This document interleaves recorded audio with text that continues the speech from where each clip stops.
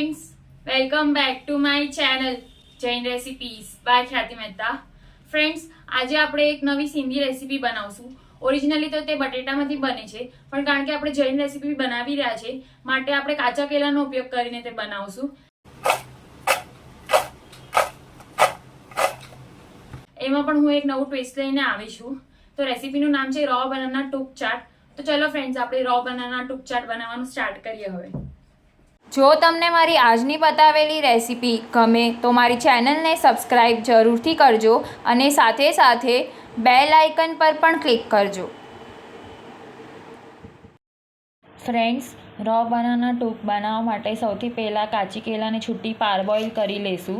જેની માટે મેં એક કઢાઈમાં પાણી બોઇલ કરવા મૂક્યું છે. તેમાં મીઠું અને હળદર એડ કરશું, જેથી કરીને કાચી કેળા કાળી ન પડી જાય. પાણી બોઇલ થાય એટલે કાચી કેળા કઢાઈમાં એડ કરી દઈશું ને કઢાઈને થાળી અથવા ડીશથી ઢાંકી દઈશું. કાચી કેળા કુકરમાં બાફવાની નથી, કેમ કે કેળાની છાલ નરમ પડે ત્યાં સુધી જ બાફવાની છે, વધારે નથી બાફવાની. જો કુકરમાં બાફવા મૂકશું અને વધારે બફાઈ જશે તો બનાના ટૂક બરાબર બનશે નહીં. હવે ચેક કરી લઈએ. 15 મિનિટ જેટલો સમય થઈ ગયો છે. તમે જોઈ શકો છો કેળાની છાલ ઇઝીલી નીકળી જાય છે. તો હવે કાચી કેળાને બારે કાઢીને પ્લેટમાં લઈ લઈએ ને કેળાની છાલ કાઢી લઈએ. હવે કેળા થોડીક ઠંડી થાય ત્યારબાદ તેના આવી રીતે નાના નાના પીસ કટ કરી લઈશું. વિડીયોમાં મેં જેમ બતાડ્યું છે એ પ્રમાણે. બને ત્યાં સુધી કાચી કેળા ભરેલી જ લેવાની છે, બહુ પતલી નથી લેવાની, જેથી બનાના ટૂંકની સાઇઝ પ્રોપર બને. તમે જોઈ શકો છો આવી રીતે મેં બધી કાચી કેળાના નાના નાના પીસ કરી લીધા છે. હવે તેને ફ્રાય કરશું, જેની માટે મેં એક કઢાઈમાં તેલ ગરમ કરવા માટે મૂકી દીધું છે. તેલ ગરમ થઈ ગયું છે તો હવે કાચી કેળાને ફ્રાય કરી લઈએ. 2 બેચમાં કેળાના પીસીસને ફ્રાય કરી લઈશું. કેળા થોડીક સોફ્ટ થાય ત્યાં સુધી જ ફ્રાય કરવાની છે. 2 થી 3 મિનિટ જેટલો સમય લાગશે. કેળાનો કલર ચેન્જ નથી કરવાનો. જારાથી 1 થી 2 વાર પલટાવીને કાચી કેળાના પીસીસ કાઢી લઈશું.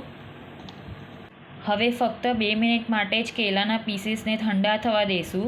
ત્યારબાદ આવી રીતે વારાફરતી કેળાના એક પીસ લઈને વાટકીના હેલ્પથી તેને પ્રેસ કરશું ને આવી રીતે તેને આવો ચપટો શેપ આપી દઈશું. અહીંયા એક વાતનું ખાસ ધ્યાન રાખવું, જો કેળાના પીસ વધારે ફ્રાય થઈ ગયા હશે તો તે કડક થઈ જશે અને વાટકીથી પછી પ્રોપરલી પ્રેસ નહીં થાય. આવી રીતે કેળાના જેટલા પણ પીસ આપણે ફ્રાય કર્યા હતા તેને વાટકીના હેલ્પથી ચપટા કરી દીધા છે. હવે આપણે ફરીથી આ પીસને ફ્રાય કરશું.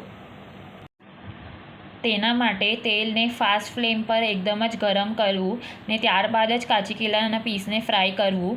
જો તેલ ઓછું ગરમ હશે તો કેળાના પીસમાં તેલ ભરાઈ જશે ને તે કડક અને ક્રિસ્પી નહીં થાય. બબલ્સ બધા બેસી જાય પછી જારાથી કેળાના પીસને ટર્ન કરવું અને બંને સાઈડ ગોલ્ડન બ્રાઉન થઈ જાય ત્યાં સુધી તેને ફ્રાય કરી લેવું. હવે રો બનાના ટૂક ફ્રાય થઈને રેડી છે. તેને પ્લેટમાં લઈ લઈએ ને આવી જ રીતે બીજો બેચ પણ રેડી કરી લઈએ. એક બેચને ફ્રાય થતાં 5 થી 7 મિનિટ જેટલો સમય લાગશે. ફ્રેન્ડ્સ, જો તમને મારી બતાવેલી રેસીપી ગમે તો ચેનલને લાઇક, શેર અને સબસ્ક્રાઈબ જરૂરથી કરજો અને સાથે સાથે બેલ આઇકન પર પણ ક્લિક કરજો ને મને કમેન્ટ કરીને જણાવજો રેસીપી કેવી લાગી અને ચોક્કસથી આ રેસીપી ટ્રાય કરજો.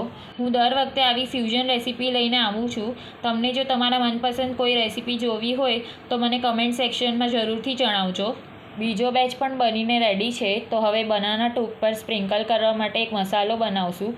જેની માટે મેં અહીંયા ચાટ મસાલો, લાલ મરચું, શેકેલા જીરુંનો પાવડર, સંચર અને મીઠું લીધું છે. બધું જ પ્રોપરલી એક બાઉલમાં મિક્સ કરી લઈશું ને આપણે જે બનાના ટૂક રેડી કરી છે તેના પર પ્રોપરલી આવી રીતે સ્પ્રિંકલ કરી લઈશું.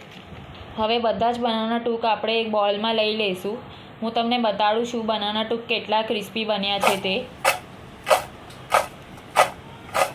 બનાના ટૂકને આવી રીતે સ્નેક્સના જેમ પણ આપણે એન્જોય કરી શકીએ છીએ, પણ હું આજે તમને તેનો ચાટ બનાવીને બતાડું છું.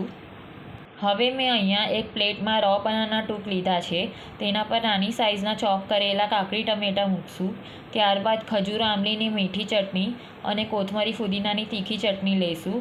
હવે જે મસાલો રેડી કર્યો છે તે પણ થોડોક સ્પ્રિંકલ કરી દઈશું.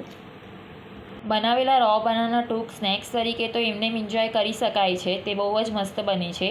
પણ આવી રીતે જો મેં જેમ બતાડ્યું છે એમ ચાટ બનાવશો તો એક નવી રેસીપી રેડી થશે અને બહુ જ ડેલિશિયસ ને યમ્મી બનશે. હવે મેં અહીંયા દહીં લીધું છે. જો તમને દ્વિદળ ન કરવું હોય તો દહીં સ્કીપ કરવું અથવા તો દહીં ગરમ કરીને લેવું. ત્યારબાદ થોડીક સેવ સ્પ્રિંકલ કરશું.